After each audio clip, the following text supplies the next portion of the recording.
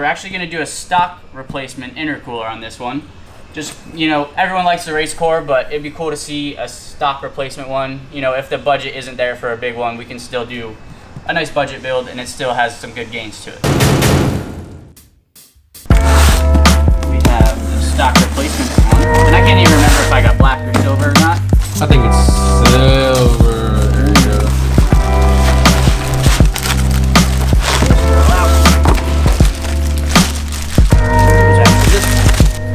Go ahead and get the bumper taken off and the belly pan taken off and go through the install with you guys. Alright guys, we'll start by getting the car jacked up, hood open, and then first thing is we'll take this cover off. So there's just little push clips. I find it easier to use a flathead screwdriver to kind of get in there and pry it up. Like that. Now that we got that piece off, we're going to go ahead and take these off to hold the front of the bumper. These are the 8 mils, so there's a few of those up top, and then these are 5.5 mils. So we'll go ahead and get those off right now.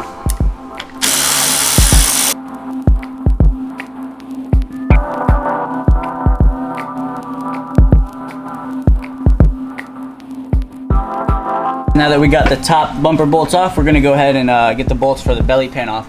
You can remove all these if you'd like, but there's a lot more there. I like to take these 4 off right here and just pull the belly pan off with the bumper.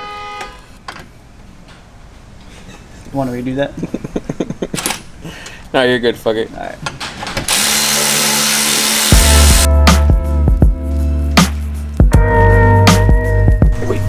So next up, after the 7 mils are done, you have these two. Well, you have these two right here that hold the fender liner in, and then you have this one clip right here that holds the belly pan. So we're gonna go ahead and remove those on both sides.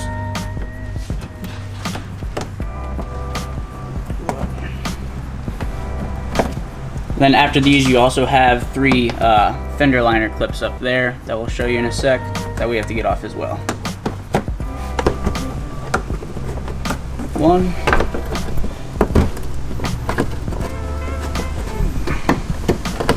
2. Now you're using a special tool there, right? Yeah, this is a trim removal tool. Flatheads do work. These just make it a little bit easier. And for the sake of the video, they work really well. But alright, now with those off, we're ready to move on to the next step. Alright, after those clips are removed, you have to pull this fender liner back. There's a 7 mil bolt that holds the bumper in right here. For the sake of this, I took the wheel off to show you. You can get it without taking the wheel off. It just makes it a little bit more of a pain. So you want to push this back far enough to where you can get your socket or easy ratcheter. Once that's done, you want to be careful pulling this out. You want to get your hand out back and kind of pop it off. Mine's been off a couple times, so it's a little easier. But you want to pull from right there. You want to be careful not to pull too hard because it will crack right here because these are plastic clips. Okay. Where are you? Right here. What's up? Alright, so I just removed the bumper. So now it is time to remove the intercooler. First step to doing that is we want to remove this black press support bar, I want to say. They're held in by 4 8 mils, so we're going to go ahead and get the 8 mil and remove that.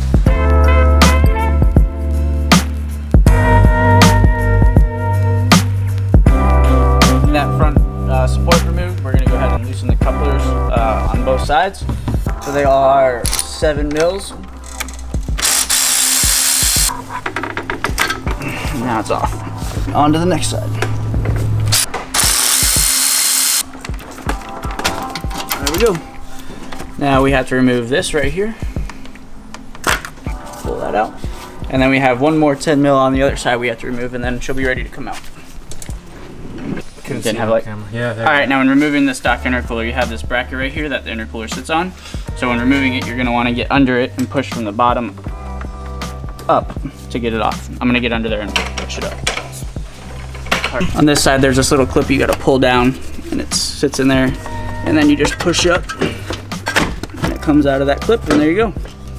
Now with all the hardware removed, we're going to go ahead and remove the intercooler. It's easier if you go from the passenger side and you pull this back some, and it'll clear the intercooler. You can pull it forward like this, clear all your sensors, and just pull it out.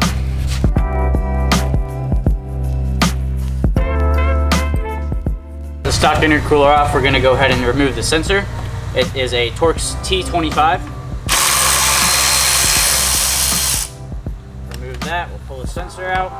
And then what I like to do is I like to put the bolt back in there just in case you ever want to go back to stock, you have it with you. Put this in the new intercooler, just kind of wiggle it in, and then they give you the supplied hardware.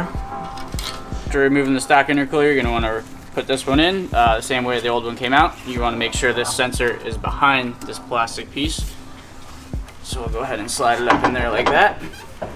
And then you want to move this black piece on the left side so you can slide the other side in. Go ahead and put the one with one bolt hole on the driver's side, and it slides in like so on the existing bracket.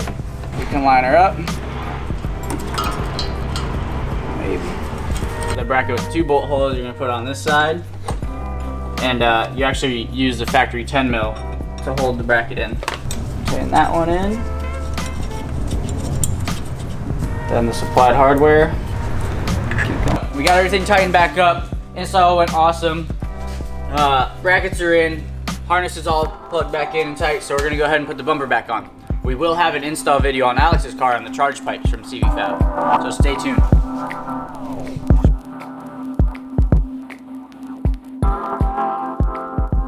Ladies and gentlemen, just to let you know, if you let this man ever work on your tools, make sure he shines a goddamn insurance waiver. This is over 100 years old, and he managed to fucking break it. Let's be real, guys. It was on its way out anyway. It's No. 100 years old. No.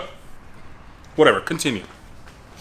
We're gonna cut that part out. So, we got everything tight.